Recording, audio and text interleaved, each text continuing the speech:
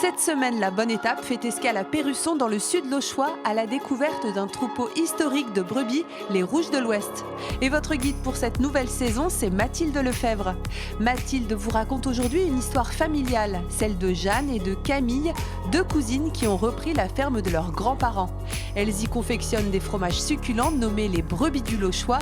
La Bonne Étape vous offre d'ailleurs en fin d'émission une petite astuce, la séquence du tour de main pour préparer de belles gougères au fromage de brebis.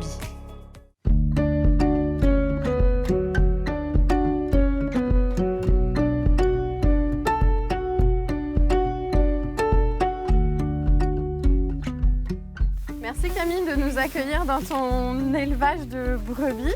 Comment je fais? Je fais comme toi? Vas-y, Wouhou! je t'aide.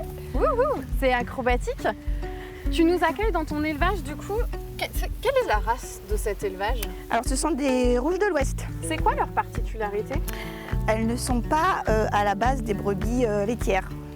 Normalement, c'est des brebis destinées à la viande. C'est des brebis qui sont donc destinées à faire de tout ce qu'on appelle la viande, gigot d'agneau, etc., etc. C'est ça. Vous êtes le seul élevage à procéder avec des Rouges de l'Ouest? C'est ça, pour faire du fromage, oui, on est les seuls. Et l'origine du nom de la race, c'est quoi? C'est parce qu'elles ont une particularité Elles ont la tête rouge. La tête rouge. Et on en discutait tout à l'heure, tu me disais qu'elles bronzent. Elles sont pas du tout pareilles en hiver et en été. Oui, en hiver, elles vont avoir la tête un peu plus pâle et dès le premier rayon de soleil arrivé, elles vont vite bronzer. Un petit teint à lait. Un petit teint, allez. Jill, c'est un border collie et c'est ton outil de travail. Oui, tout à fait. Je m'en sers tous les jours. Elle m'aide à déplacer le troupeau, ce qu'on fait 4-5 fois par jour. Donc elle est essentielle. Bon, allez, c'est parti. Oui.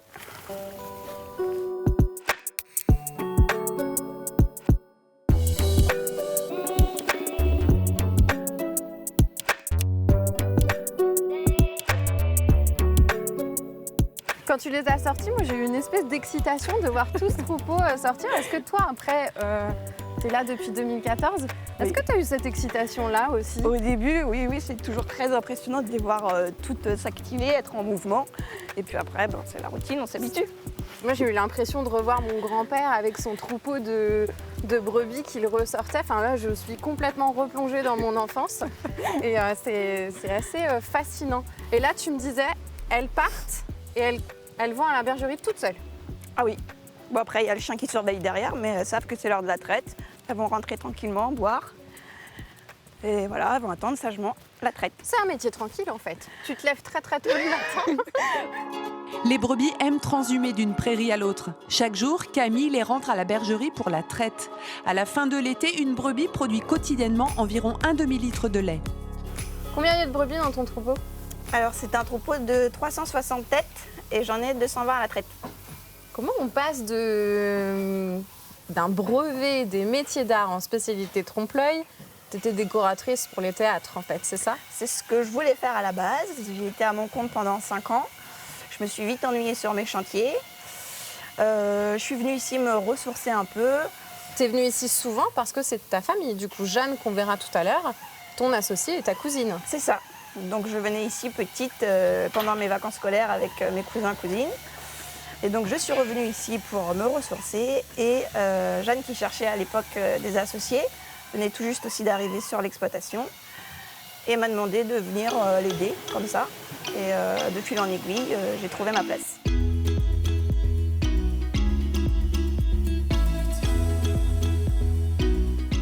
Tu es bergère depuis 2014. Est-ce que tu pourrais nous dire là les inconvénients de ton métier et après les avantages? Les inconvénients, c'est du 7 jours sur 7. Il n'y a pas de week-end, pas de vacances, ou alors pas en tout cas pendant 6 mois de l'année. Pendant toute la saison où les fromages secrets se vendent. Pas de week-end, pas de repos, c'est du 7-7 non-stop pour que tu puisses produire. C'est ça. Et les avantages de ton métier?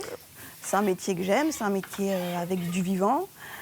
C'est un métier où il faut réfléchir, s'adapter. Enfin, c'est une remise en question sans cesse et voilà. Tu disais j'aime mon métier, tu aimes aussi tes brebis. Est-ce qu'elles ont un petit nom, tes brebis? Oh, certaines, oui. Il y a Chouquette, il y a Bégu, il y a Violette. Il y en a certaines que j'arrive à reconnaître facilement parmi les 220. Et le matin, quand tu arrives, tu leur dis bonjour comme à des enfants, comme à des personnes que tu aimerais ou... Souvent après la traite, je leur souhaite bonne nuit ou à demain. Ou allez les filles, on se lève, voilà. Je les booste un peu, je les vois tous les jours, hein, donc c'est un peu comme des bonnes copines.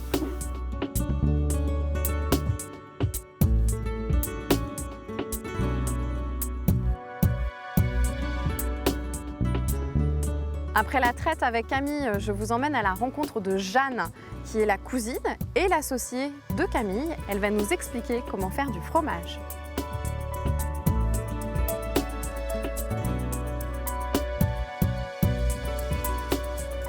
Merci de nous recevoir dans ta fromagerie.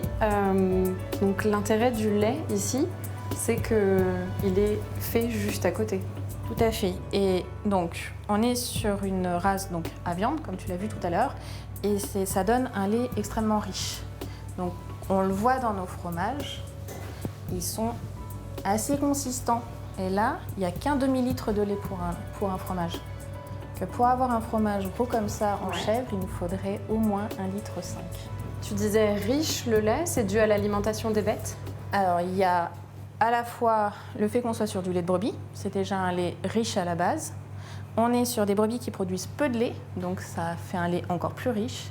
Et en plus, elles sont nourries à l'herbe, donc ça rapporte un goût, des arômes dans le lait. Alors là, on est en train de les retourner pour favoriser, là on est à la phase du réessuyage. C'est pour favoriser l'égouttage, que le sérum parte et l'affinage va commencer en fait. C'est le début de l'affinage. Oui. Comment il s'appelle ce petit fromage? Alors ça, c'est le brosse au thym. Le brosse au thym. Parce que Exact. c'est le lieu-dit de la brosse ici C'est ça. et que c'est un lait que tu as fait avec du thym. Exactement. C'est une infusion. C'est une infusion au thym. Pendant combien de temps? Quelques Secret minutes. de fabrication. Exactement. On dira rien.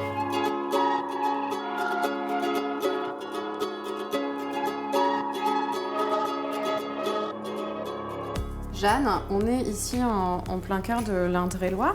On est au pays de la chèvre. Comment ça se fait que vous avez un succès depuis 35 ans, mais sur les brebis? Alors ça a commencé quand mon père et mon oncle ont pris la suite de mon grand-père au milieu des années 80. Ils se sont installés en brebis viande et mon oncle avait vu que nos brebis avaient du mal à se tarir quand on retirait les agneaux. Donc il a commencé à les traire à la main. Il a donné le lait à ma grand-mère qui savait faire le fromage de chèvre à la base.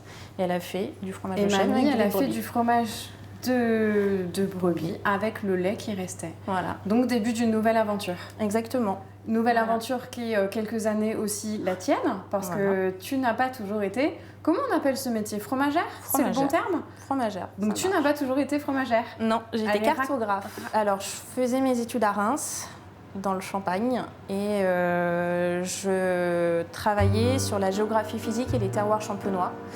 Et le prof qui m'encadrait dans mon master m'a dit que les métiers d'avenir, maintenant, c'était les métiers de la terre. Il m'a dit, arrête de faire des études et va faire les fromages, reprends l'exploitation de tes parents. C'est une histoire de rencontre de bonnes personnes et qui t'a amené à re-rencontrer tes brebis à toi? Voilà, mes racines.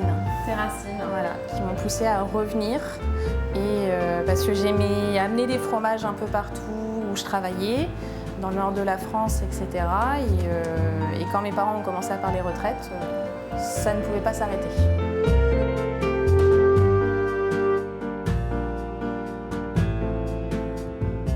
Si comme moi vous aimez beaucoup le fromage de chèvre mais que vous avez envie d'originalité pour le déguster, c'est tout de suite la séquence du tour de main. On va apprendre à faire un casse-museau. Donc la petite histoire, c'est que le casse-museau, c'était un goûter pour les enfants, c'est ça? Exactement, c'était le boulanger qui préparait ça. Quand son four s'éteignait, il mélangeait un peu de faisselle de chèvre ou de faisselle de brebis ici, un peu de farine, un œuf, et il enfournait ça dans son four qui était encore un peu chaud. Et il donnait ça aux enfants du village. Voilà. Donc là, on a mis notre faisselle, Voilà. notre À peu près brebis. 200 grammes Ouais. de faisselle, Ouais. 100 grammes de farine. Je remélange. Ouais, vas-y. Et on va rajouter un œuf. Donc là, c'est des œufs de notre ferme, bien jaunes.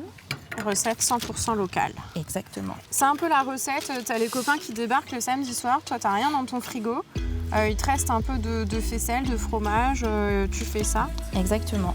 Je continue à Vas-y. mélanger jusqu'à temps que ça me passe une Quand jolie tu vois que pâte. quand tu vois que la farine est un peu absorbée, On fait des petits monticules comme ça avec la pâte, notre pâte que l'on a fait. Hop, voilà. Et puis après, c'est quoi la cuisson? c'est 40 minutes à 180 degrés. D'accord, 40 minutes à 180 degrés. Et si j'ai envie de rajouter des petites herbes de Provence ou rajouter ce que j'ai envie de rajouter, je rajoute pour l'apéro. On goûte? On goûte. Vas-y.